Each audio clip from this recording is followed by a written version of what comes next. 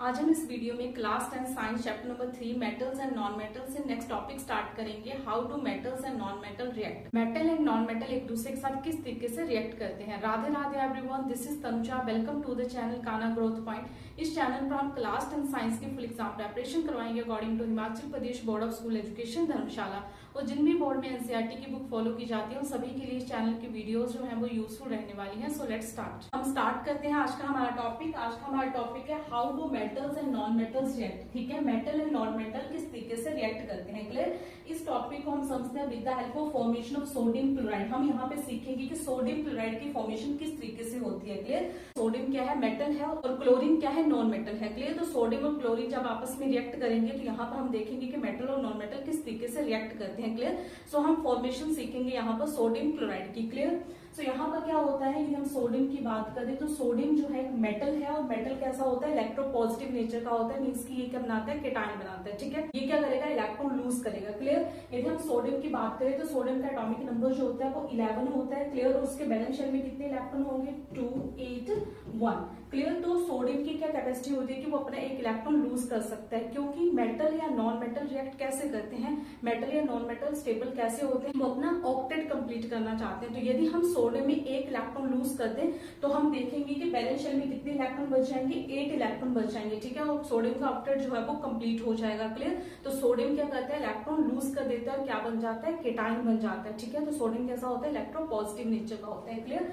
तो यहाँ पर हम देखेंगे कि सोडियम किसमें कन्वर्ट हो जाएगा, Na पॉजिटिव में, क्योंकि इसने एक इलेक्ट्रॉन जो है वो लूज कर दिया। क्लियर। यदि हम बात करें क्लोरीन की तो क्लोरीन का एटॉमिक नंबर होता है 17। ठीक है, तो यहाँ पर क्लोरीन की इलेक्ट्रॉनिक कॉन्फ़िगरेशन कितने आते हैं, 2, 8 एंड 7। तो उसके बैलेंस शेल में कितने इलेक्ट्रॉन होते हैं, 7 इलेक्ट्रॉन होते हैं। क्लियर। तो अब यहाँ पर 2 पॉसिबिलिटीज है, या तो क्या करे, क्लोरीन एक इलेक्ट्रॉन गेन करे और इसका ऑक्टेट कंप्लीट हो जाए, यहाँ पर 8 इलेक्ट्रॉन हो जाए। और दूसरा क्या है, या वो क्या करे कि 7 इलेक्ट्रॉन को लूज कर दे तो उसके बैलेंस शेल में कितने इलेक्ट्रॉन रह जाएंगे, 8 इलेक्ट्रॉन रह जाएंगे। क्लियर। यहाँ पर क्या चेक करना होता है कि कौन सा प्रोसेस करना इजी है, एक इलेक्ट्रॉन गेन करना इजी है या 7 इलेक्ट्रॉन लूज करना इजी है। ठीक है, एक इलेक्ट्रॉन गेन करना इजी है।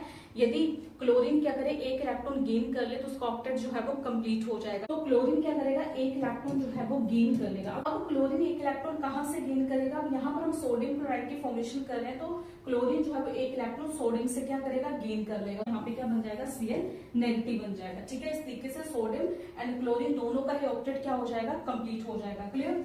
तो यहाँ पर क्या आएगा हमारे पास, Na positive and Cl negative आ जाएगा। ठीक है, इस कॉन्सेप्ट को हम और अच्छे से समझने के लिए यहाँ पे लिखते हैं सोडियम। सोडियम के पास कितने इलेक्ट्रॉन है, एक इलेक्ट्रॉन है। ठीक है, क्लोरीन के बैलेंस शेल में कितने इलेक्ट्रॉन, 1, 2, 3, 4, 5, 6 एंड 7।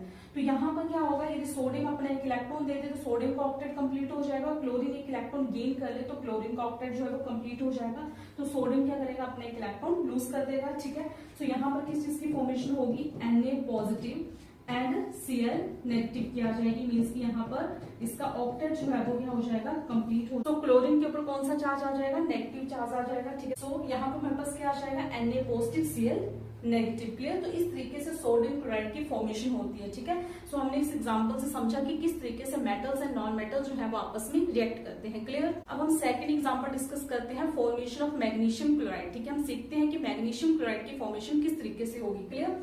तो यदि हम बात करें मैग्नीशियम की तो मैग्नीशियम का जो एटॉमिक नंबर होता है वो 12 होता है। तो इसके पास कितने इलेक्ट्रॉन होंगे, 2, 8 एंड 2। ये इसकी इलेक्ट्रॉनिक कॉन्फ़िगरेशन हो जाएगी।